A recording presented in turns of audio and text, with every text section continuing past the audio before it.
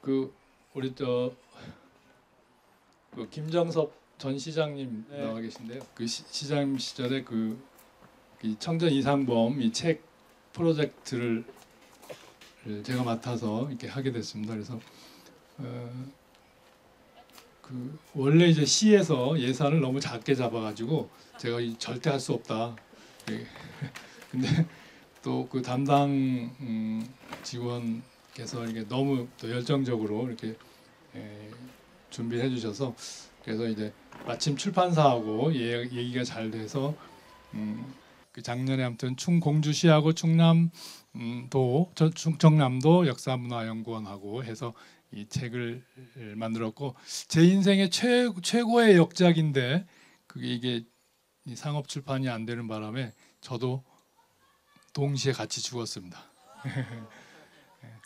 아무튼 청전 이상범 선생님은 여기 정안 석성에서 태어나셨고요. 거기서 10살 때까지 그러니까 어린 시절을 살았던 자연, 그러니까 공주 석성, 정안천을 끼고 들과 산을 낮은 구릉의 산을 끼고 살았던 그 10년 어렸을 때의 자연 체험이 청전 평생 예술의 근간이 된 거죠. 그죠? 그래서 이 공주가 사실은 아주 중요해요. 그런데 이제 어떤 일인지 청전 이상범 선생님은 그 엄마 따라서 이제 형제들하고 상경한 뒤로 고향을 한 번도 안 오셨대요.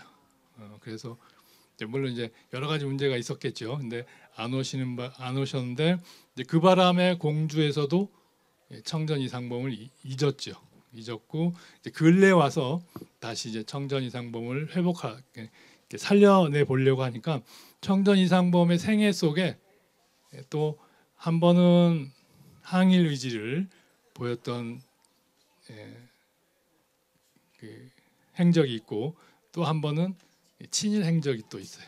그래서 저는 이 두 가지를 함께 담아서 우리가 살아왔던 역사 속에 있었던 일이다. 뭐 이렇게 좀 요새는 그렇게 이제 늙으니까 저도 이렇게 넓게 보내요. 젊었을 때는 아주 그냥 엄청 공격을 했던 부분이기도 합니다. 키가 아주 작아요. 원래 전주희 씨 정종의 후손, 정종의 아들 중에 하나인 덕천군 바로 여기 공주 지역에 가장 많이 살고 있는 그런 계파인데요. 무관 청전의 할아버지 때부터는 무관 집안 출신이어서인데 청전 선생님은 키가 작아서 만약에 조선 시대에 유지됐으면 무과에 급제했을까 하는 생각도 듭니다. 아무튼 키가 작고 지금요 패션을 보셔서 알지만 한복을 차려입으시고 그다음에 양복을 또 멋지게 차려입으셨어요. 그러니까 한복과 양복을 함께 즐기신 분이라고 봐야죠. 저만 해도 한복을 거의 안 입잖아요, 그죠? 안 입으면서 한국 미술사를 공부하는 사람이 이상하죠, 그죠? 근데 하여튼 우리 이전 할아버지 세대들의 그 생각과 예술의 지향점이 이 패션에 그냥 나타난다 이렇게 생각이 들어요. 지금 손에 뭘 들고 있어요? 담배 엄청나게 태우셨어요. 그래서 제자들이 그림 가르치려고 옆에만 와도 이 담배 냄새 때문에 도망갔대요. 그럴 정도로 담배를 많이 피웠고 그다음에 대주가였어요. 엄청 술을 많이 드셔서 어느 정도 드셨냐면 남대문에서 명동이나 남대문에서 술을 12시까지 드시고 그다음에 12시 막차 평양행 기차를 타고 기차 안에서 또 계속 드시고 또 평양에 내리셔 갖고 평양에 가면 뭐가 유명해요? 예? 냉면? 술 드시는 분이 웬 냉면이요? 예, 기생집. 그래서 이제 새벽 기생집에서 또 드시고 또 돌아오시는 길에 이제 새벽 평양에서 서울 오는 경성 오는 기차를 타고 또 드시고 경성역에 8시쯤 내리셔 갖고 그다음에 목욕하고 이제 출근하는 예? 그러게요. 아마 근무 시간에 주무시는지 모르겠네. 그런 대주가였습니다. 네, 하여튼 청전 이상범은 첫 부인하고 사별을 했고 그다음에 재취, 삼취 부인을 셋 얻었죠. 그리고 큰아들이 건영이 월북을 했는데요. 그 아들 넷을 둘 줄 알았는지 아들 이름을 건자를 붙여서 영웅호걸. 그래서 건영, 건웅, 건호, 건걸 이렇게 넷을 뒀고 큰아들하고 막내인 넷째 아들하고 화가였고요. 큰아들은 월북했고 넷째 아들은 상명여대에서 동양학과 교수를 하시다가 정년하셨고 지금 돌아가셨습니다. 아무튼 이 동아일보 송기정 선수 일장기를 지우는 사건에 연루돼서 고초를 치렀고요. 그 다음에 이제 조선인 징병제가 1943년 8월 1일 날 시행되자 거기에 대한 찬양의 시와 그림에 동원이 됐던 그런 일이 있었습니다.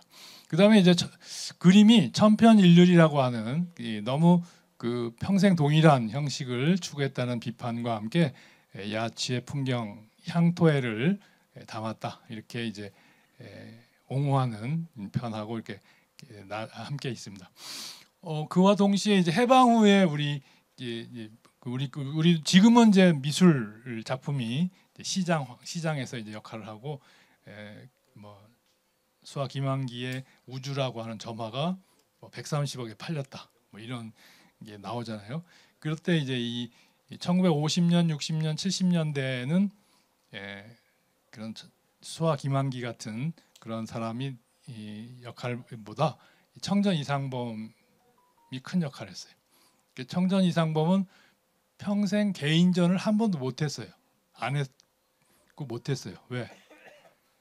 개인전을 하려면 그림을 모아야 되는데 그림을 모을 수가 없어. 왜? 왜? 화판에다가 종이를 붙이면 누군가가 와서 선생님 이건 제 겁니다 하고 봉투를 놓고 가시는 거예요. 그러니까 작업실에 그림이 안 쌓이니까 개인전을 할 수가 없죠. 이게 최고의 인기 작가로 또 평생은 사셨습니다.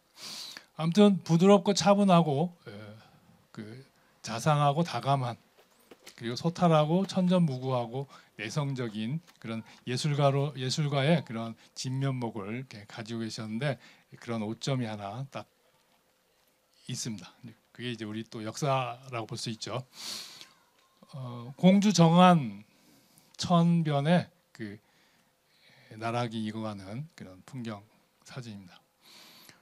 저는 여기를 1910년대부터 이제 조사를 다니고 찾아다녔는데 그때 이제 그 풀섭 밤나무 숲을 뒤져가지고 이렇게 그 번지를 찍고 그랬는데요. 그 석성의 입구, 이 석성마을은 충청남도 지역의 그 3.1운동 4월 1일에 3.1운동을 주민들이 일으켰고 거기서 이제 한 분이 돌아가셨고 한 분이 이제 그 독립운동을 이끈 그런 마을로 또 유명하죠. 바로 이제 석송리 안말이라는 마을인데 지금 요 아래 파란 지붕집이 독립운동가 집이었고요. 그 비탈을 살짝 올라가서 왼편 이 언덕이 이제 청전 이상범의 그 생가 터만 남아 있었죠. 그때 이제 2011년 제 기억에 11년 이때쯤이 되는데 그래서 혹시 청전 이상범 그 가족의 호적이 그 정안면에 남아 있을 수 있겠다. 그래가지고 이제 그 호적 관리하는 구급 공무원 아가씨하고 하루 종일 싸워가지고 다음 날 가서 호적 단자를 전체를 다 뒤져서 있는지 없는지 확인했는데 그걸 다 빼가지고 서울로 가셨더라고요. 그러니까 여기 정안에는 안 남아 있었습니다. 2017년에 다시 갔더니 누군가가 이제 집을 지었는데 아마 세컨하우스 같았어요. 그 살림집은 아니었고, 이 앞말에 이제 청전 이상범의 아버지 묘가 있었던 것 같아요. 초기.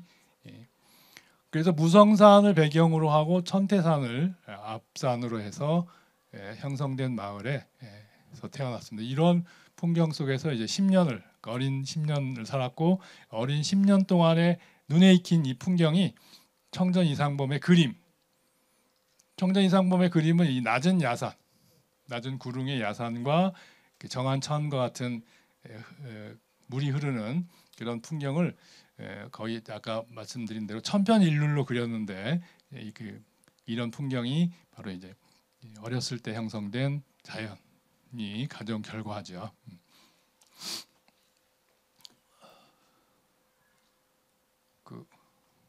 그 정한천 그 석성마을 왼편 벼랑에 석송 그 동천이라고 하는 그런 그 바위 글씨가 있고, 여기는 이제 인조가 여기로 공주를 가시다가 여기 풍경이 너무 아름다워서 머물렀던 곳이다.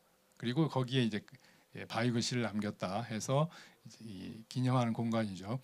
요 앞말이 전부 전주희 씨 왕손들이어서 그랬는지 여기에 이제 기념비를 세우고 정자를 복원하고 그런 그 왕실손의 그 역할들을 해놓은 것 같습니다. 요 아래 거는 아래 그림은 제가 그린 겁니다. 여기 작년에 이 책을 내기 위해서 제가 특별히 가서 스케치해온 그림입니다. 이태호 그림 써 있죠. 별론가 봐요. 감사합니다. 석송동천이라고 인조의 글씨로 전하는데 어필은 아닐 것 같고요. 어필이면 이제 여기에 틀림없이 어필이라고 하는 표시를 하게 되는데요. 아무튼 그 기념한 공간이면은 틀림없을 것 같아요. 그 청전 이상범은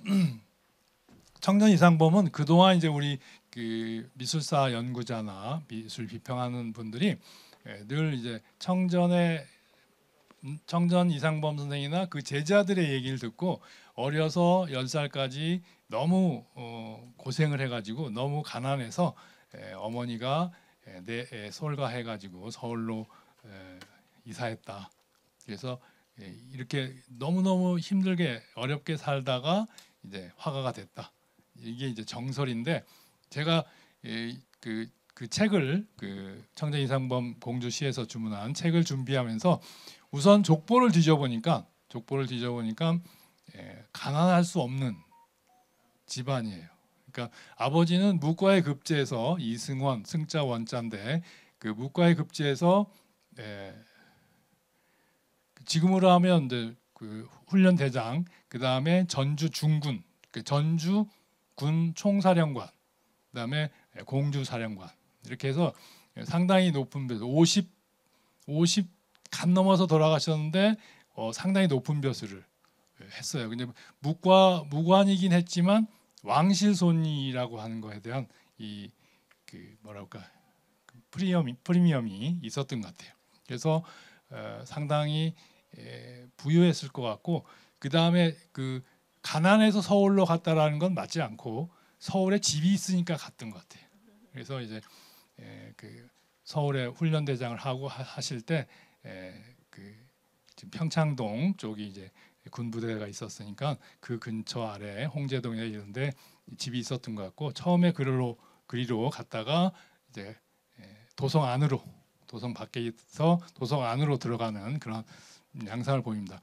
그런데 이 이승원의 아들 상덕, 그 다음에 상덕과 그 상윤, 이렇게 두 사람의 아들이 보이는데, 바로 이제 두 사람의 아들이 보이는데, 한 사람은 본처의 아들이고 한 사람은 서출이에요.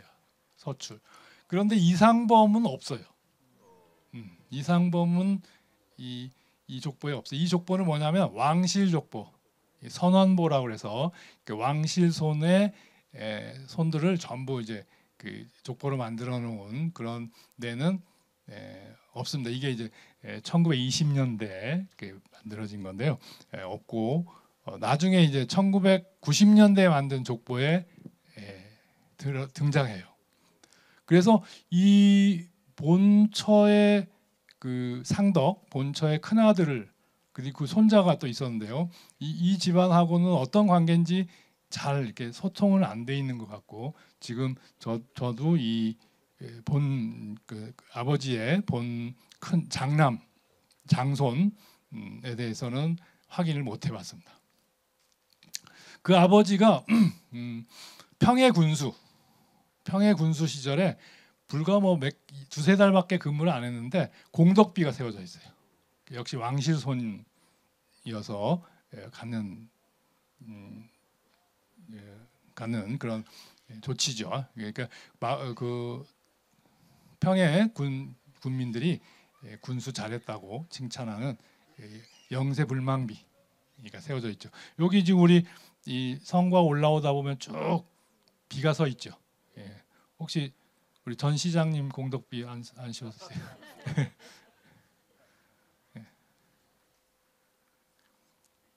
그 다음에 이제 칠원현감을 지냈고 여기는 경상남도 함안이에요. 거기에 이제 향교 풍경인데 이 향교를 이 이승원 이상범의 아버지가 복원을 했더라고요. 그래서 그 기념으로 찍었는데 사진을 이렇게 이제 지방관의 흔적이 남아 있고 그다음에 전주 중군이나 공주 사령관이나 서울 쪽 훈련원 사령관을 지낸 그런 흔적들은 남아 있지 않더라고요. 그래서 어쨌든 이렇게 지방 수령을 지낸 무관이었으면 상당히 돈도 많이 벌었겠다 생각이 들어요. 여러분들 그 영화나 이런 데 보시죠. 그 고을 현감 수령을 가면 지방으로 특히 공주나 이런 데로 오면 상당히 부를 축적해서 간다고 그래요. 그래서 여러분들 영화에 보셨지만 수령으로 가자마자 하는 일이 뭐예요? 주민들 특히 부자들 모아놓고 무릎을 꿇히고 첫 마디가 네 죄를 네가 알렸다 이렇게 시작하잖아요. 그죠? 근데 이제 90년대 족보에 드디어 이제 여기에는 실려 있네요. 승자 원자에 그 상덕 큰 아들이 있고 서자손은 없어졌어요. 서자는 없어졌고 그 다음에 이제 그 이상범의 엄마는 세 번째 부인인 거죠. 승원의. 그래서 이상범을 낳고 그 다음에 돌아가셨어요. 그러니까 그 상만, 상무, 상범 이렇게 해서 세 아들을 낳았고 세 아들을 데리고 이제 서울로 상경을 했죠. 그 어머니는 김혜김 씨였고 그 외할아버지의 그 교지, 외할아버지의 교지, 외할아버지도 무관을 했고 상당한 위치를 가지고 있었던 것 같아요. 그러니까 첩의 역할보다는 그 두 번째 부인으로서의 역할을 단단히 했을 것 같아요. 그래서 마침 그 외할아버지 이상범의 외할아버지를 이름자를 가지고 이제 인터넷에 뒤지다가 국립중앙박물관에 그 교지가 있어요. 그래서 이번에 그 책에 실기도 했습니다. 그래서 서울에 이사를 와서 1937년 누화동, 홍제동 쪽에 살았다고 그래요. 홍제동은 그 평창동 쪽으로 그 길이 연결이 돼 있고 아마 그쪽에 집터가 있었던 것 같고요. 누화동 청년삼방이라고 하는 이 지금 현재 배화여자 고등학교하고 배화여자 대학교 바로 아래 운동장 아래에 지금 이 기와집이 청전 이상범이 살았고 작업실을 마련했던 장소이죠. 1937년에 이제 여기 들어서게 된 거죠. 이 배화여고는 뭘로 유명한지 아세요? 잘 모르시죠? 박정희 대통령 두 번째 부인 유경수 여사가 여기 졸업해가지고 이 학교가 도성 안에서 큰 위치를 갖게 됐죠. 그 다음에 이제 아까 뒤에 뭐가 보여요? 인왕산입니다. 인왕산. 서울에 이제 서울의 도성을 구축하는데 제일 중요한 산이고 잘생긴 산이고, 이렇게 잘생긴 산 아래 사셨는데 청전 이상범 선생 스케치북을 다 뒤져도 인왕산 그림이 없어요. 그래서 이 할배는 왜 그랬지? 이런 그 의구심도 갖기도 했었습니다. 그러니까 청전 이상범은 내 눈앞에 있는 풍경을 그리기보다 내 머릿속에 있는 산을 그렸는데 그 머릿속에 있는 산은 다 공주의 산이었어요. 그죠? 공주의 들과 공주의 시내와 공주의 산, 언덕을 그렸던 거죠. 그게 그 기억으로 이 잘생긴 인왕산이 자기 예술 세계로 이렇게 땡겨내는데 힘들었던 것 같아요. 물론 스케치는 좀 있어요. 그러나 그림으로 그린 일이 없네요. 그러니까 누하동 길 지금 골목에 이 안쪽이 이제 이상범의 살림집 공간이고요. 왼쪽이 이제 작업실. 그리고 지금 요 문이 하나 있는데 여기가 이제 건걸, 막내 아들의 살림집과 작업실이 있었고, 또 막내 아들은 여기서 구태여 작업하지 않아도 대학에 작업실이 있었기 때문에 절반 있었고, 재밌는 거는 요 맞은편 집이 천경자 집이었어요. 그러니까 해방 직후에 홍익대학에서 이제 청전 이상범 선생이 이제 동양학과 학과장을 주임을 하시고, 그때 이제 미술대학을 운영했던 사람이 이제 윤효중이라는 조각가하고 김환기가 그 역할을 했는데, 김환기 선생이 고흥 출신이고 광주에 있는 청경자 선생을 채색화가로 학생들을 위해서 청전 이상범이 수묵화를 가르친 데 비해서 청경자 선생이 채색화를 가르치도록 이렇게 배를 해서 교수로 소빙을 하게 되죠. 그 처음에 왔을 때는 두 분이 사이가 좋았어요. 그래서 우리 앞집 구해놓을 테니까 올라와 그래갖고 이제 올라와 오셨는데, 둘이 이렇게 앞뒷집에 살면 사이가 좋았던 사이가 나빠진 것 같아요. 그래서 학생들을 가르칠 때 청경자 반, 난 채색화 할 거야. 그러면 청경자 선생 밑으로 가겠죠. 그러면 청전 이상범 선생이 저놈 봐라 모르고, 만약에 저놈이 채색화를 해야 될 놈인데 하고 청전 이상범 선생한테 가는 학생을 또 청경자 선생은 꼭 D를 줬대요. 그러니까 그런 인연이 있습니다. 청전 이상범 집안이 큰 것은 이 상무, 황해도에 황해도 평안도에 이 광산을 해서 이 대박을 났죠. 그 당시 이제 그 노다지 한다고 그랬어요. 노타치 이렇게가 이제 우리말이 됐다는 거죠. 노다지 한 형의 광산을 청전 이상범이 가서 1937년에 스케치한 거고, 이 상무의 이 재산이 지금 서울에 지금 종로구청 근처에 99건 집을 지을 정도로 큰 부자가 됐었죠. 그런데 이제 이게 분단이 되니까 북한에 있는 광산 재산을 다 놓고 내려온 거죠. 이제 그게 좀 그 스트레스가 둘째 형한테 있었던 것 같고, 그래서 이제 어머니를 모시는 조건으로 막내인 이상범이 이제 이상범에게 작업실 지어주고 누하동에 집 사주고 뭐 했던 형입니다. 그래서 이 집안을 크게 일으켰고, 그러면 맨 큰 형은 뭐 했냐 그랬더니 상당히 풍류객이었대요. 풍류객. 이 조선시대 무관하면 우리가 무관하면 느낌이 뭐예요? 싸움꾼이잖아요, 그죠? 싸움 잘하는 사람 이렇게 하면 되게 조선시대 무관 그러면 글씨 잘 쓰고 시도 잘하고 이런 풍류객들이 많았는데, 이 집안도 그랬던 것 같습니다. 그래서 화가가 나온 거죠. 청전 이상범이 1920년 창덕궁 대조전 벽화 그 20대 초반에 창덕궁의 대조전 벽화를 제작해요. 그러니까 그 당시 이제 천재로 이렇게 일찍 발탁이 된 거죠. 발탁이 된 거. 그래서 조선시대 궁중 채색화의 전통을 계승하고 있는 걸 보여줍니다. 그다음에 무릉도원도고요. 채색화로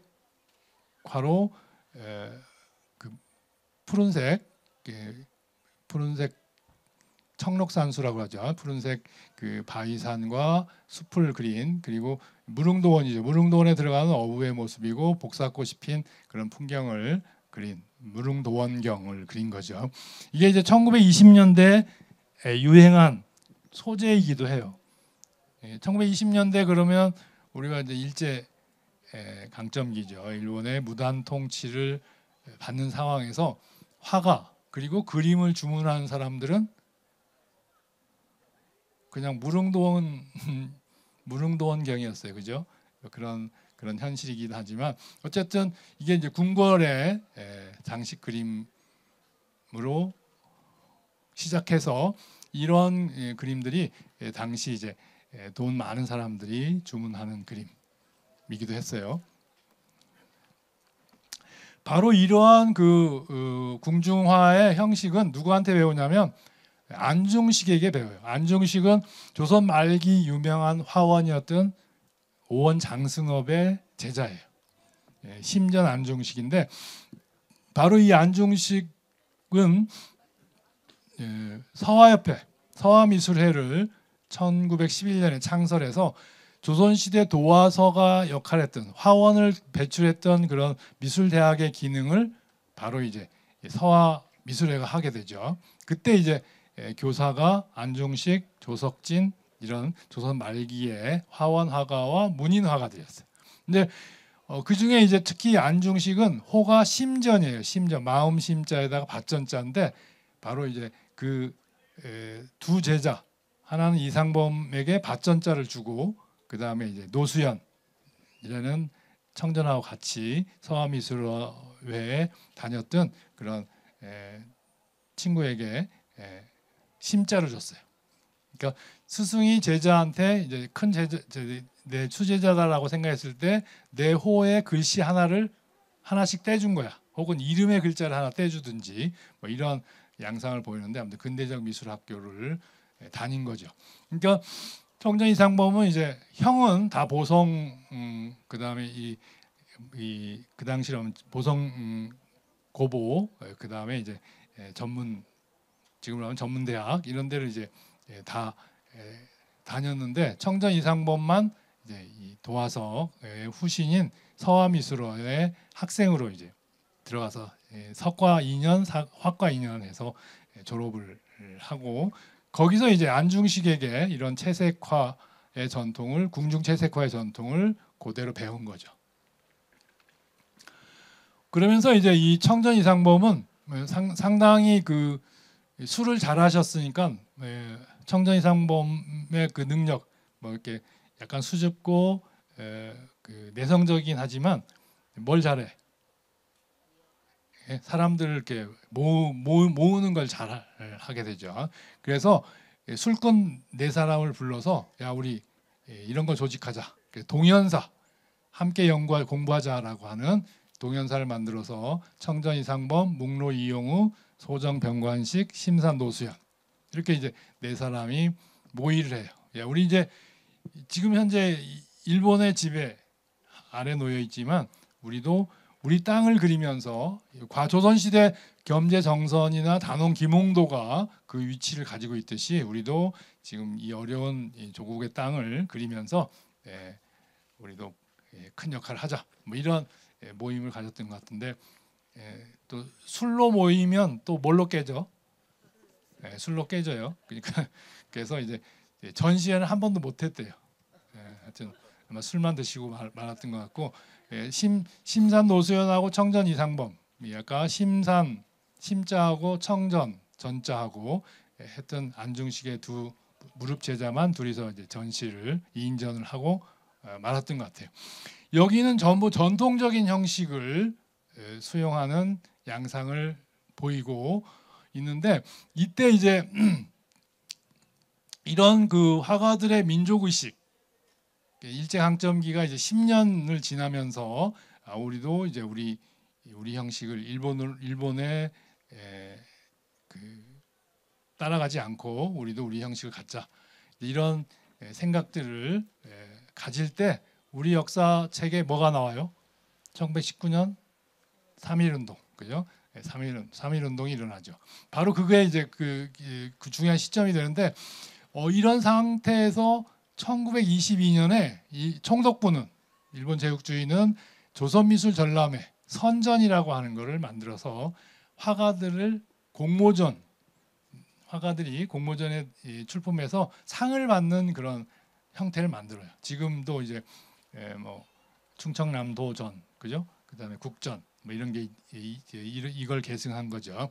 아무튼 그런 속에서 청전 이상범의 그림이 1922년에 안중식 궁중 조선시대 회화 형식을 계승했던 청전 이상범이 싹 바뀌어요. 그죠? 22년 그림에서 24년 그림으로 가면 확 바뀌어. 수직 구도에서 수평 구도로 바뀌고, 그 다음에 이런 그 안중식풍의 전통 궁중 화법에서 일본 화법으로 바뀌어요. 이게 이제 일본 남화풍, 그래, 일본 남화풍. 그 전형이 이런 형식입니다. 그 왼쪽에 안중식에게 배웠던 이런 전통적인 형식에서 선전에 한 해 한 해 출품하면서 이제 선전에 내니까 공모전에 출품하니까 거기서 출품하는 목적은 뭐야? 상을 받아야죠. 입상을 해야 되고, 그 다음에 뭘 받아야 돼? 특선도 받아야 되고, 대상도 받아야 되고, 총독상도 받아야 되고, 뭐 이런 이제 욕심이 생기게 되죠. 그런데 심사위원들은 다 누구야? 일본인들이야. 그러니까 일본인 취향에 맞는 형식으로 바뀌는 거예요. 이게 이제 일본 근대 남화풍이고, 멀리 보면 뿌옇게 이제 산이 멀리 갈수록 뿌옇게 되고, 이걸 이제 일본 근대 남화의 몽롱체 그래요. 몽롱체. 그러니까 그런 영향을 받고 서양화식 원근법을 이렇게 잘 적용해서 그림을 그리게 되죠.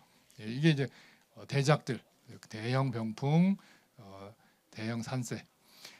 재미있는 거는 이런 잔추 1930년, 귀로 1937년 이런 대형 풍경화를 보면 전부 이제 목롱체, 이렇게 안개 처리로 원근강, 근경과 원경 사이를 가르고 멀리 갈수록 뿌얘지는 이런 방식의 그림을 따라 그리는데, 일본 화풍을 따라 그리는데, 산들이 전부 뭐예요? 민둥산이에요. 민둥산. 그래서 청전의 그림은 그냥 단순히 관념의 그림이 아니고, 그 당시 일제강점기 조선 말기부터 우리나라 땅이 가졌던 그런 민둥산의 그런 특징을 잘 구현했다. 이게 이제 현실이죠. 이게 조선 땅의 현실을 담은 그림이다. 이렇게 저는 최근에 재해석을 해봅니다. 그러면서 이제 청전 이상범이 자기 화풍을 구축하는 건 되게 1940년대 오면서, 특히 이 금강산을 그리면서 개성적인 일본의 그 목롱체, 일본 근대 남화풍에서 이제 조선적인 그런 화법을, 혹은 개성적인 화법을 구축하게 됩니다. 이거는 내금강의 보덕암이죠. 보덕암. 우리나라 6.25 때 금강산이 처절하게 다 폭파가 되는데, 요 내금강 사이에 있는 이 보덕암, 이 건물만 폭파가 안 됐어요. 비행기에 못 들어가서. 그래서 바위 절벽에 15m짜리 구리 기둥을 세워서 집을 지은 거예요. 이 구리 기둥을, 집을 4채 지었어요. 하나는 눈썹 지붕, 팔짝 지붕, 맞배 지붕, 네모 지붕, 이렇게 해서 이제 정말 희한한 건물을 지었는데요. 요거를 이상범이 스케치한 거죠. 좀 달라졌죠. 그런 앞에 본 목롱체에서 상당히 이제 실경을 사생하면서 갖는 그런 그 단먹이 잘 깔리고 목농채로부터 벗어나는 양상도 보입니다. 이렇게 실경 사생을 하면서 그 외색풍을 벗는 걸 볼 수가 있습니다. 이게 1940년대 이상범의 스타일입니다. 새로운 변화죠. 금강산은 조선시대 화가들이 많이 그렸는데 재밌는 거는 이런 삼서남은 조선시대 그린 화가가 없어요. 겸재나 단원은 이걸 안 그렸네요. 왜 안 그렸는지 모르겠는데 하여튼 뾰족 솟아오른 게 별로 그 예술적 감명을 안 줬나 봐요. 그런데 이제 현대 조각 같죠. 현대 화가의 눈에 든 모습이에요. 그래서 이렇게 이제 현장 스케치를 통해서 특히 금강산 그림을 통해서 청전의 자신 화풍을 만들게 되죠. 이제 그 명경대 내금강 명경대의 그 바위 모습인데 이 바위 모습을 왼편은 김홍도가 그린 거죠. 김홍도의 스케치는 정말 사진을 찍어서 그린 것 같아요. 명경대 보이시죠? 저 왼쪽에 지장봉이에요. 지장봉. 그다음에 시황봉. 여기 황천. 제 카메라에 담은 풍경 그대로죠. 거기 이제 김홍도가 우리 한국미술 전체 통틀어서 이 최고의 화가가 될 수 있었던 그런 기량이죠. 그에 비해서 청전 이상범 그림은 조금 단순화됐죠. 네. 이거는 이제 명경대를 그리면서 여러 가지 주변에 이걸 다 쳐내고 명경대에다가 초점을 맞추는 현대적인 재해석을 또 보여주죠.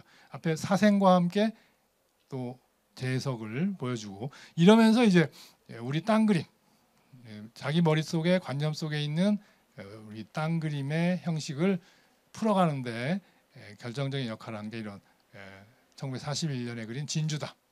내금강의 폭포 중에 8담 8개의 명승 중에 요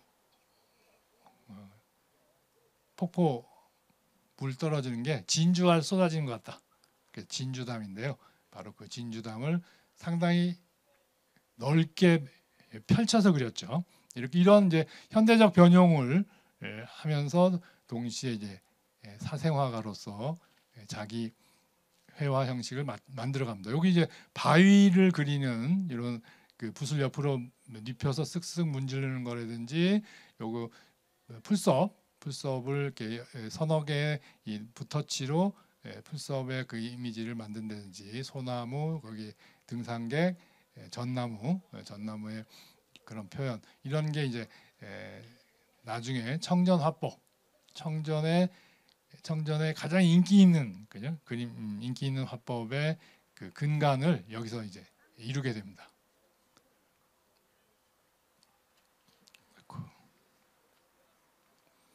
그 다음에 이제 청전 이상범은 그림만 그린 게 아니고 동아일보 조선일보에 시작해서 동아일보의 사파 기자를 했어요. 그래서 만평, 만화, 사파, 그다음에 소설의 사파를 그렸는데 이때 이제 그 춘원 이광수의 이순신 표지와 속표지 파도 그림과 거기에 이제 신문의 사파 그림을 그려요. 그래서 그리고 이제 표지는 이제 오세창 선생이 쓴 전서체 이순신 제목이고요. 그리고 이순신 초상화를 그렸어요. 1932년에 동아일보사에서 그 기금을 마련해 갖고 청전 이상범에게 이제 초상화를 그리게 한 거죠. 역시 풍경화가 전문이니까 초상화가 조금 그렇죠. 근데 이제 무관의 당찬 이미지는 이 초상화가 제일 적격이에요. 이후로 여러 화가들이 이순신의 초상화를 제작했는데요. 이 초상화가 가장 이순신다운 기계. 물론 여기에 이제 복식, 패션의 그 시대 고증들이 이제 조금씩 잘못돼서 그런 것만 수정하면 요 대표적인 그림이 될 것 같아요. 근데 지금은 이 그림은 여기 해군사관학교 박물관에 가 있네요. 이게 이제 그 문제 사건이죠. 1936년 베를린 올림픽에서 송기정 선수가 세계 신기록을 했어요. 그때. 그래서 난리가 났었죠. 그때 이제 일본 국기를 달고 뛰었는데 이 사진이 이제 동아일보에 오니까 이거를 누가 체육 기자인 이기룡, 그 다음에 사파 기자인 이상범, 그 다음에 사진 기자인 신낙균 세 사람이 공모를 해서 이 일장기를 지워버려요. 지금 왼쪽에. 이래서 이제 동아일보가 폐간이 되죠. 폐간이 되고 세 사람은 다 잡혀가서 취조를 받고 이상범하고 신낙균은 쉽게 풀려났고 체육기자 이기룡이 이제 감옥 생활을 했고 이렇게 해서 이제 했던 그 동아일보 폐간 사건으로 동아일보가 이때 민족지로서의 역할을 했었죠.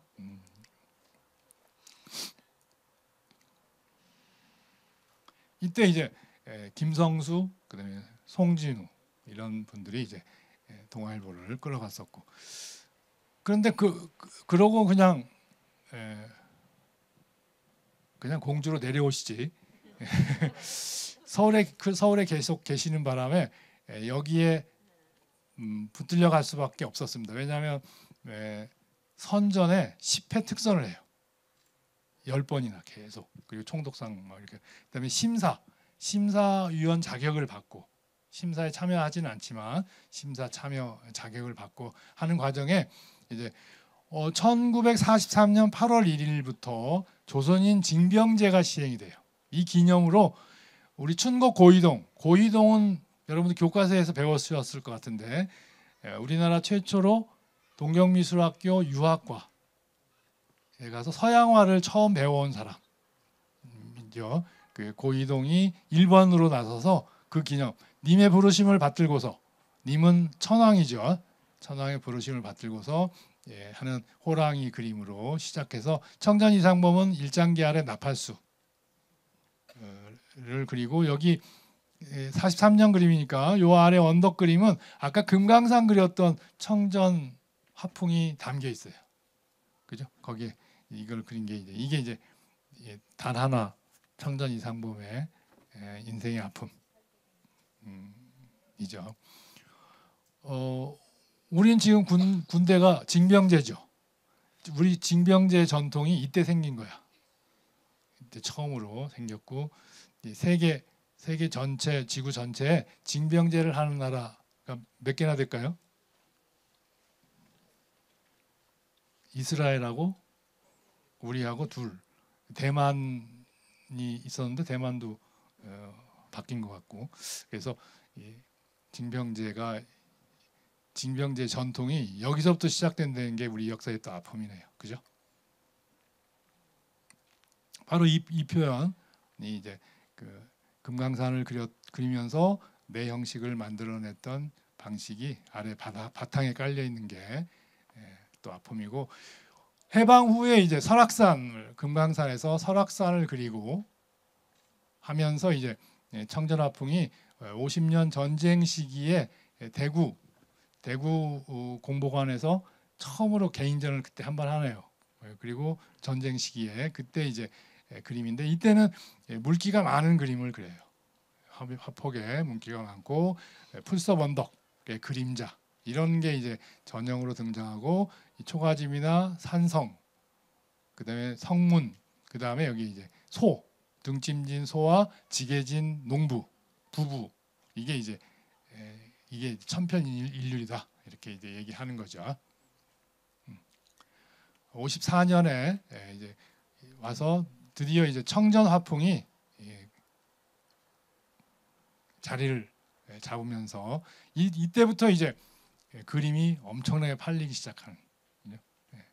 그래서 그 작품을 남길 수 없을 정도로 지금 요거는 춘하추동 이렇게 짝이 맞으면 예전에는 뭐 몇 억씩 했었는데 지금은 또 수묵화가 값이 시장에서 인기가 없어가지고 1,000만 원대 그 아래로 떨어졌네요. 그래서 지금 공주시가 청전 이상범 미술관이나 기념관을 만들기는 딱 좋은 때야. 그림값이 많이 떨어졌어요. 예전 같으면 막 억대였는데 지금은 100만 원이나 100만 원대 혹은 1,000만 원대면 아주 좋은 그림을 살 수 있는 여건이 됐습니다. 아무튼 이렇게 원두막이라든지 미류나무, 우리 충청도에 늘 논 혹은 언덕에 물가에 심어져 있는 미류나무가 청전의 나무들입니다.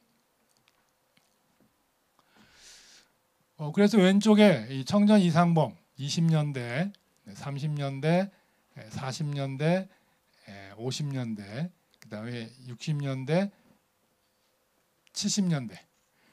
이 청전 글씨가 변하죠. 이걸 왜 보여드리냐면, 자, 청전 그림이 인기가 많으니까 뭐가 많이 생겨? 가짜가 엄청나게 생겨요. 그래서 지금도 청전 그림은 얼핏 잘못 보면 다 가짜 살 수가 있어요. 그러니까 여러분들 혹시 청전 그림을 사야 되겠다 생각이 드시면 저한테 연락을 하셔야 돼요. 아니면 실수하기 딱 좋아요. 그 대표작이 1960년대 60년에 그린 유경 국전에 냈었고, 이 그림을 바로 이제 청전의 대표작으로 꼽는데, 누가 대표작으로 꼽았냐면 우리 삼성의 호암 이병철 회장이 이걸 찍어요. 그러니까 정말 그 그림 컬렉션을 하시면서, 미술품 컬렉션 하시면서 안목이 크게 형성이 된 거죠. 지금 붓을 맨 뒤쪽을 잡고 붓질을 하는 그런 뒷모습, 이게 이제 실력자예요. 소정 병관식 같으면 이 붓끝의 뒤를 못 잡아요. 밑을 잡고 그렸어요. 그래서 이 시커먼 먹글, 부벽준 혹은 절대준, 이런 전통적인 기법을 현대화하면서 빠르게 흐르는 개울물, 엄청나게 붓이 빠릅니다. 탄력 있고. 그림을 전체적으로 보면 잔잔해요. 수평구도라. 근데 그림 안에 들어가면 아주 빠르고 강하고 강약 조절이 잘 살아 있습니다. 지금 소를 앞세우고 지게짐을 진 농부 모습이죠. 귀로 논일 밭일하고 집에 가는 모습. 근데 전체적으로는 산에 뭐가 없어요. 나무가 없어요. 이게 이제 조선 말기에 온돌 생활이 산의 나무를 없앴고, 일제 시기에 또 일본 전쟁을 수행하면서 이 조선 나무를 다 베갔고, 결정적인 건 또 6.25 때 미군 폭격이, 한반도에서도 미군 폭격이 우리 산을 다 이렇게 민둥산을 만들었어요. 여기 연세 드신 분들은 다 기억나시죠? 이렇게 그 숲이 우리 땅에 없었어요. 그래서 그런 현실을 읽게 해준다. 청전 이상범의 그림이. 이게 이제 어떻게 보면 청전이 그동안 이제 자기 인생에 어떻게 보면 어쨌든 짧은 시간이긴 하지만 친일 행적을 보인 데 대한 자기 반성쯤으로 해석할 수도 있겠다. 이 활달한 이 붓필치. 그래서 청전 이상범 그림은 아주 현대적인 맛을 갖고 있어요. 그래서 이 현대화 중에 올오버 페인팅 그래요. 이 동어 반복을 계속 해가지고 그리는, 여러분들 요즘 단색화 이런 화가들 가운데 이런 표현은 이 박서보의 묘법, 이런 동일한 필법을 이렇게 느슨하게 똑같은 형식태를 반복하지만, 오히려 청전 이상범은 강약과 함께 화면의 그 생동감을 이렇게 줘요. 그래서 사실은 단색화들이 요즘 몇십억씩 하는데, 청전 이상범은 지금 몇백만 원, 몇천만 원으로 떨어졌어요. 그런 거 보면 속상해요. 저도 제 그 몸값도 푹푹 떨어지는 소리가 들려요.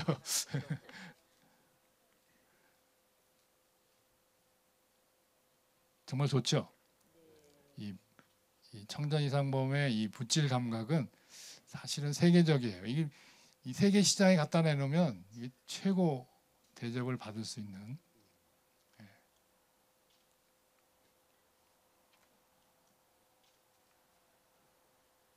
사실 청전 이상범은 이거 한 점 보면 끝나요, 사실은.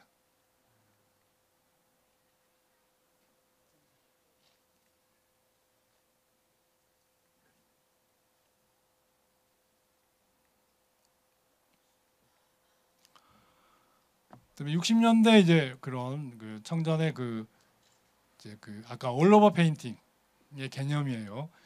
그런 혹은 전면 균질 회화 뭐 이렇게도 표현하는데, 아무튼 그 현대적인 감흥을 물씬 담아냅니다. 거기에 이제 뛰어난 그 붓질 기량, 먹의 농담을 풀어내는 기량이 최고였죠. 그죠? 그 흑염소를 끌고 가는 농부의 모습, 이 반복한 붓터치의 농담 변화를 그냥 자연스럽게 붓터치를 반복하면서 이루어내는, 짙은 먹에서 옅은 먹으로 이렇게 풀어내고 거의 탄력 있는 이 필치 붓선을 조화시키고, 어떻게 보면 한국 역사 5천년에 이렇게 붓질을 잘한 화가가 또 있을까? 뭐 이런 생각을 해봐요. 이런 그냥 종이를 붙이고 그린 줄 알았는데요. 굉장히 치밀하신 분이에요. 다 방안지에다가 밑그림을 연필로 그려놓고 그 위에 종이를 덮어서 그리게 됩니다. 그리면서 또 변해요. 그냥 그대로 그리는 건 아니고 또 변화를 가져옵니다. 그래서 여기 이제 흑염소 끌고 가는 농부를 소를 앞세운 농부로 이렇게 바꿔 그리기도 하고 하면서 이 고성이 있는 언덕,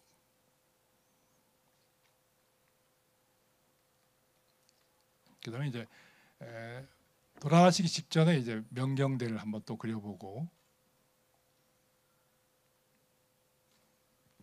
청전 이상범의 이제 그림 그리는 모습이에요. 그 판을 세워놓고 그리고 있죠. 판을 세워놓고 그리고 있고 붓끝을 쥐고 있어요. 그래서 이 탄력, 이 팔뚝에서부터 오는 이 붓끝에 전하는 탄력을 온몸으로 다 실어내는 거죠. 이걸 더 심화시켜 얘기하면 이 팔로 전해지는 이 기운은 어디서 와요? 심장에서 와요. 그죠?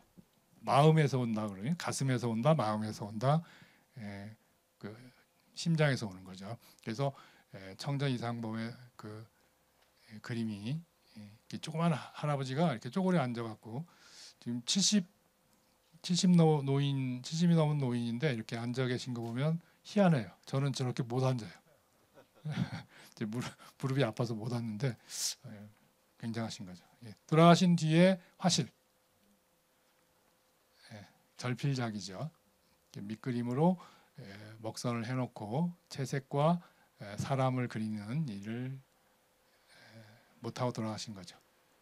그대로 물감, 벼루, 붓의 모습.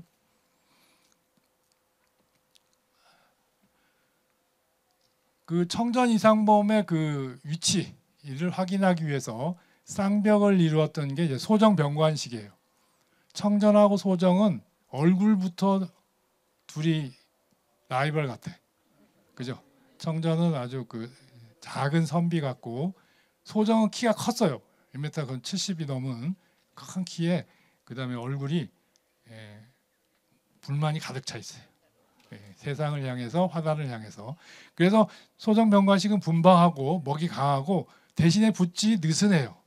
청전은 탄력이 있던 데 비해서 수직구도를 썼어요. 주로 청전이 수평구도를 쓴 데 비해서. 그다음에 고아미흥로는 파리로 옮겨서 모더니즘 추상미술을 하면서 전통미를 추구하고, 고아미흥로는 어디 사람?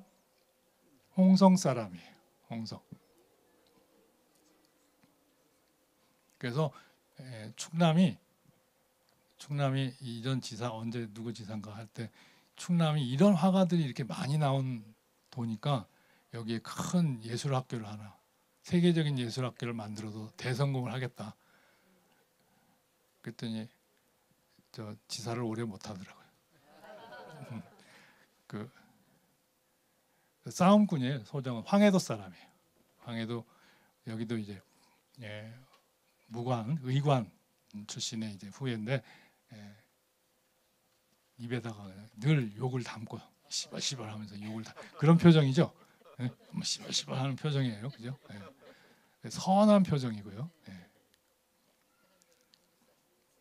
그래서 재밌는 게 저 청전은 교과서로 아주 그 탄력을 잘 내는 힘이 실린 붓질 감각이고, 소정은 이런 정법이 어딨냐 이거야. 내 편한 대로 그리지. 그래서 붓을 어디 잡았어요? 아랫부분을 잡고 그냥 편하게 그린 거야. 편하게. 그러니까 소정의 그림은 그런 붓질 감각의 그 해화성이 떨어져요. 그죠? 그래서 소정은 이렇게 수직 금강산을 그려도 수직의 그 이미지를 장점으로 삼았고, 청전은 수평을 장점으로 삼았네요. 그래서 재미있는 게, 그러고 제가 두 분의 무덤을 찾아갔더니 청전은 묘비가 수평 구도고 소정은 수직 구도예요. 어쩜 둘이 이렇게 돌아가신 뒤까지도 전통적인 묘비 모습이고 아주 현대화 시켰죠, 묘비를. 이렇게 대비를 보여줍니다. 그래서 두 사람은 제가 한국미사의 라이벌로 이렇게 지칭하게 되는데요. 그 다음에 이제 이 두 사람에 비해서 고암 이응로가 굉장히 현대적인 감각이죠, 그죠? 고암 이응로가. 소정은 황해도 분이니까 그렇고, 고암 이응로는 충청도 사람이니까 조금 더 살펴보면 홍성 출신으로 김규진에게 배워서 대나무 그림을 처음에 잘 배웠고요. 청정과 소정은 일본 여행을 통해서 일본 화풍을 배운 데 비해서 고암 이응로는 아예 일본 유학을 했고요. 해방 후에 수덕여관, 수덕사의 수덕여관을 인수해서 그 큰 부인에게 주고, 그 다음에 본인은 파리로 가서 새 부인을 얻죠. 그리고 이제 파리에 정착해서 유명한 건 동백림 사건, 67년 동백림 사건으로 옥고를 치렀고요. 그리고 이제 파리에 살다가 1977년 백건우 윤정희 부부 사건을 또 일으켜서 파장이 있었죠. 그래서 이제 한국에 오지 못했고, 그다음에 이제 지금으로 하면 이제 좌파 빨갱이 화가다 그래갖고 거론을 잘 하지 못했던 그런 시절도 있었어요. 근데 이 충청도 분들이 대단한 거예요. 이 좌파 빨갱이를 기념관도 만들고, 대전에 가면 고암 이응로 미술관도 있고, 참 굉장한 곳이다, 이런 생각을 해봅니다. 프랑스의 보쉐르 세느의 고암 서방이 있었습니다. 두 사람하고 또 다르죠. 그래서 이 대나무 그림에서 이렇게 산수화를 그리고 이게 인물화, 목도콘을 그리는 이게 이제 54년 그림이고, 파리 가기 전에는 이런 그 전통적인 형식의 현대화를 추구했는데, 파리 가서는 거기에 맞는 추상화, 문자 추상을 했고, 80년대에 서울의 봄 이후에 서울의 그 군중들의 그 집회 모습이 파리 TV 화면에 보이니까 그거를 인간 시리즈로, 춤 시리즈로 해서 그리는 작업으로 마무리를 하게 됩니다. 아마 우리나라 화가 중에 그림을 제일 많이 그린 화가, 뭐 어떻게 보면 피카소 버금가는 그런 화가로 이렇게 지칭할 수 있을 것 같아요. 이렇게 현대화, 산수화도 청전하고 소정하고 또 다른 현대적인 감각이죠. 인물의 표현도 그렇고, 거기다가 노동하는 목도꾼의 그 이미지를 단순하게 이렇게 표현하는 그런 화가였습니다. 이 고암 이응로가 파리 안 갔으면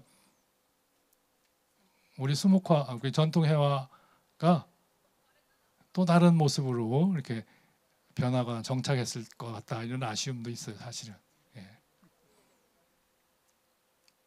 그 67년에 재판받는 모습이죠.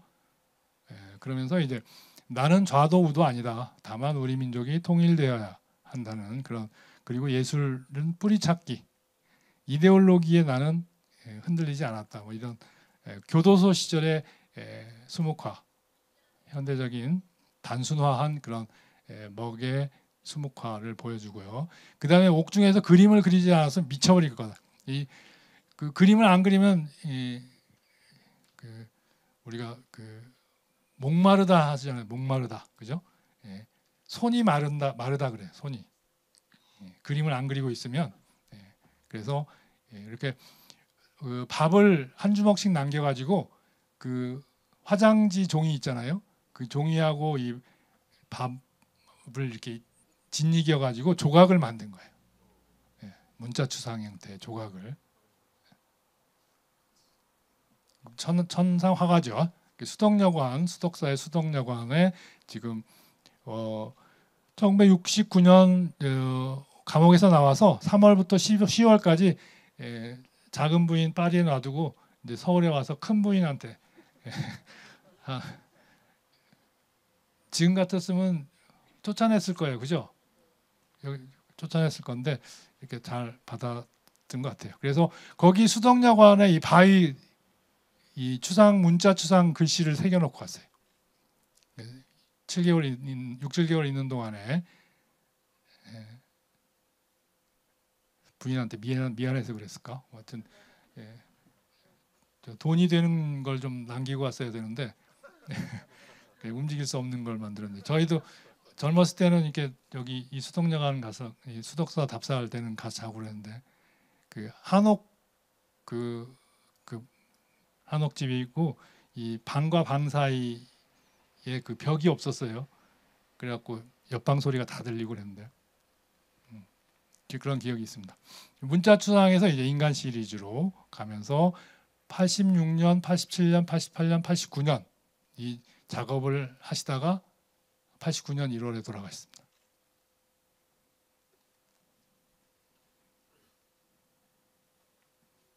이게 이제 이응로가 추구한 뭐 평화의 개념으로 이 춤과 시위, 집회, 민주화를 열망하는 그 대중들의 집회와 인간이 살아가는 그런 모양의 춤, 흥을 같이 섞어서 그린 그림이죠.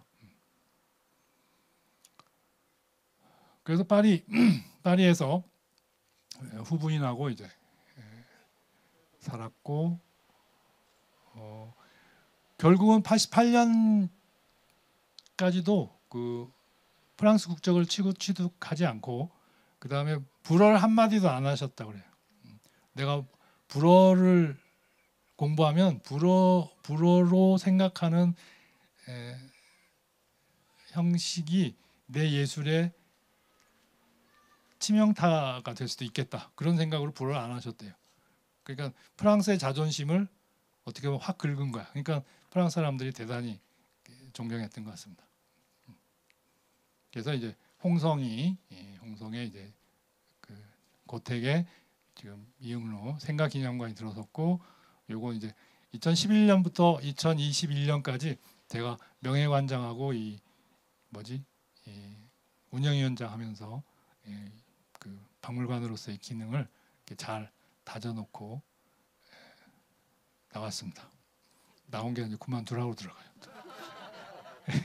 이 지자체 장이 바뀌면 방법이 없나 봐요. 그죠? 그래서 조금 아쉽긴 해요. 그래서 제가 2019년에 코로나 직전에 파리를 가서 이응로 그 후부인이죠. 부인하고 저희 대학원생들하고 기념 촬영한 모습이고, 갔더니 한옥을 이 부인이 하나 지어놓고 이 세느강이 보이는 이 정말 아름다운 풍경의 작업실을 마련해놓고 사셨더라고요. 작업을 하셨더라고요. 제 얘기는 여기까지 마치겠습니다. 감사합니다.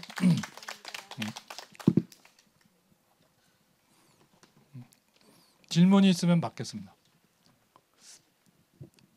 불 켜셔도 되고요. 예, 질문. 아까 소장님께서 질문 많으실 거라고 지금 이제 기다리고 있습니다. 질문. 예. 20분 남았습니다. 예. 예. 예.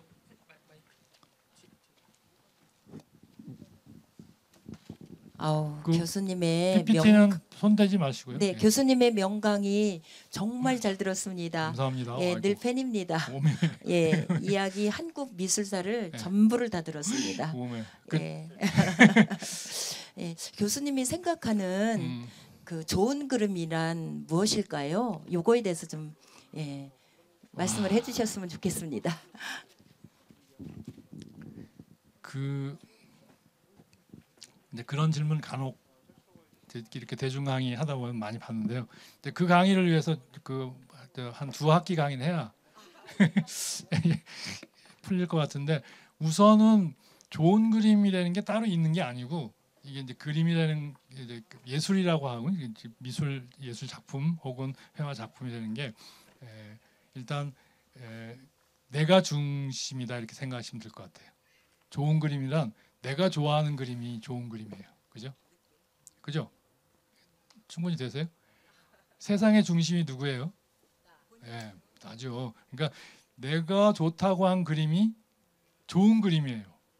네, 그 확신을 갖는 게 제일 중요하고 그런데 이제 그게 나 혼자 즐기는 게 아니잖아요. 그죠? 그것이 이 시대, 이 사회에 놓여 있으면 이 시대 사람들이 어떻게 또 공명을 하느냐, 공감하냐.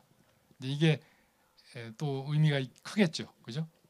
거기서 내가 좋아하는 그림이 내 친구도 우리 사회도 다 같이 좋아하네. 그러면 이제 그게 좋은 그림이겠죠. 그래서 이제 그리고 이제 형식적으로 보면 이제 대상을 정말 닮게 잘 그린 그림이 좋은 그림이고 또 하나는 좀 어렵지만 그 사람이 가진 심상, 그죠? 생각이나 심상이 막 그게 쏟아져 나온 이거는 좀 어렵죠, 그죠? 화가 외에는 파악이 힘든 부분이 있는데 그럼에도 불구하고 대체로 공감들을 하셔요. 사람이 한 일에 대한 사람이 공감하는 그런 일이 있더라고요. 그러니까 이제 그렇게 보시면 될 것 같아요. 예, 감사합니다. 진짜 어려운 질문. 제가 예, 예. 이제 두 가지인데요.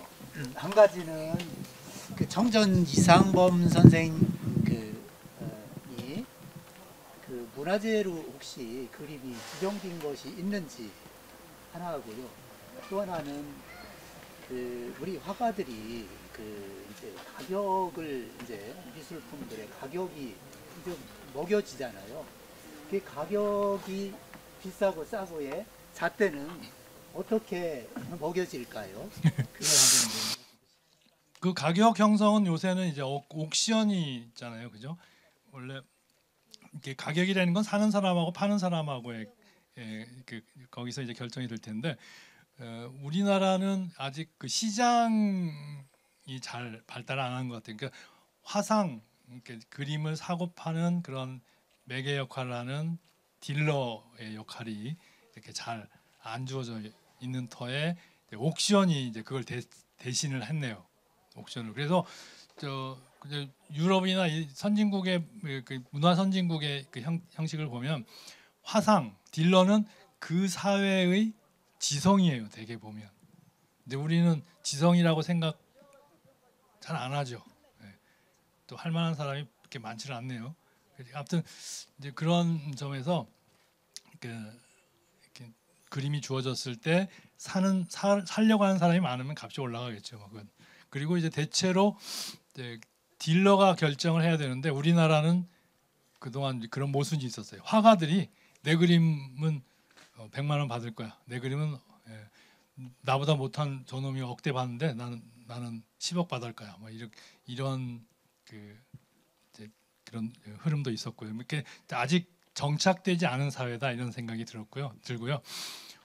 지금 청전 이상범이나 소정 병관식이나 이런 사람들의 수묵화의 경우 아직 문화재로 지정된 건 없고요.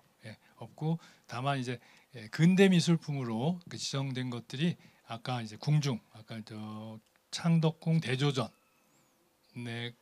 벽화들이 이제 근대 문화재로 지정이 되어 있는 상태입니다. 아직은 지정이 안 됐고요. 유화들은 조금 몇 점 있는 것 같아요. 유화들은 있는데 아직 수묵화는 없는 것 같고 앞으로는 이제 지정이 되겠죠. 그죠? 이제 제가 시대적인 의미가 있고 그다음에 작품성을 평가받을 때 이제 지정이 되겠죠. 앞으로 그 많은 작품들이 지정이 될 것 같아요. 근데 아직도 사실은 겸재나 단원 그림이 이렇게 많이 지정이 안 돼 있어요. 그러니까 아직 조선 시대 그 문화재 지정이 아직 좀 소홀한 편이죠. 그 동안은 제가 보기 저도 이제 문화재위원을 한 6, 7년 했었는데요. 보니까 아직도 저보다 이제 선배들 밑에서 이렇게 들어가서 이렇게 보니까 역사성, 그러니까 역사적 의미의 그 문화재 지정에 비중을 더 두고 있어요. 그러니까 예술적 감명, 그죠? 예술적 성과 부분은 잘 안 다루는 것 같아요. 약간의 그런 것 때문에 갈등이 있었는데, 그런 정도입니다. 그런 상태.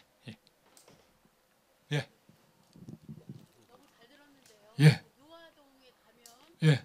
그 저택 안에 담벼락 안에 왜 그 궁에 있는 그림을 그대로 거기에 그려놓은 게 있잖아요. 장독 앞에. 타일 그림. 예. 그 예. 그림은 어떻게 그리게 되었는지 궁금해요. 잘 모르겠는데요. 그래요? 그거 그건- 모르시는구나. 그냥 청전이 자기 집 자기 집 담 꾸밈을 한 거죠. 아마 그거는 그 업자하고 관계가 있을 것 같은데요. 저는 거기서 들었을 때 네. 그런 이야기를 하더라고요. 네. 청전 이상범이 그 궁 안에 있는 그림을 복원하기 위해서 갔는데 그게 너무 예뻐가지고 좋아가지고 자기 집 벽에도 그렇게 그렸다 이렇게 말을 들었는데 이게 맞는 건지. 근데 아까 교수님 설명하시는 데는 그냥 그림을 그렸지 거기에 어렵게 이렇게 복원하러 다니시고 이러지는 않으신 것 같아갖고 그건 궁금했어요. 그건 잘 모르겠습니다. 잘 그건 아닐 것 모르시니까. 같고. 네. 그건 알겠습니다. 궁궐에 있는 그 문양을 청전이 이제 선택을 한 거겠죠. 그 뭐지? 건축업자는 아니고 뭐라고 그러죠? 그래서 그게 굉장히 다 훼손이 됐더라고요. 그러니까 뭐 그 청전이 만약에 자신이 그런 그 관심을 갖고 선택한 거라면 그렇게까지는 놔두지 않죠, 그죠? 그리고 또 하나는 이제 저희가 공주에서 어찌됐든 작년에 김 시장님 계실 때 청전 이상범 어찌됐든 미술관이라든지 이런 걸 한번 해보려고 굉장히 노력을 했잖아요. 근데 그게 안 이루어졌고 그걸 안 이루어졌지만 굉장히 또 이제 저는 미술인으로서 이렇게 좀 그런 게 좀 이루어졌으면 좋겠다 이런 생각을 하거든요. 근데 아까 저기 고암 이응로 선생님 같은 경우도 그렇게 좌판이 우판이 했어도 대전이나 이렇게 큰 도시에서도 그렇고 그 홍성에서도 그렇고 고향. 이런 것들을 하는데 우리 공주에서는 청전 이상범이라는 그렇게 큰 컨텐츠가 작품이 다 공주를 생각하면서 그린 작품이라고 저도 생각하고 있거든요. 그럼 이런 것들을 어떻게 저희가 활용을 해서 하면 좋을지 이게 꼭 저기 지자체장들이 바뀔 때마다 이게 우리가 꼭 거기에 움직여야 하는지 참 이런 게 너무 안타깝거든요. 이걸 어떻게 해야 할지. 공주미협이나 충남 예총 이런 데서 네. 그 발의를 해서 진척을 하시면 되죠. 저는 그래요. 그건 충분히 가능하다고 보는데요. 그래요. 그럼 자세히 그 할 수 있도록 좀 구체적인 이야기를 다음에 얘기 좀 해주세요. 저는 사실은 저도 청년 이상범에 대해서 논문을 하나 썼거든요. 그러시구나. 공주의 활용 방안에 대해서. 근데 굉장히 답답하더라고요. 장하시네. 네네. 그래서 여쭤봤습니다. 원래 저한테 이상범 기념관 혹은 미술관 만들 테니까 와서 일해줘 안 해지 뭐 아니면 나 관장 시켜주면 내가 안 할 것 같은데. 농담입니다. 자, 고맙습니다. 오늘 늦은 시간까지 좀 감사합니다. 감사합니다.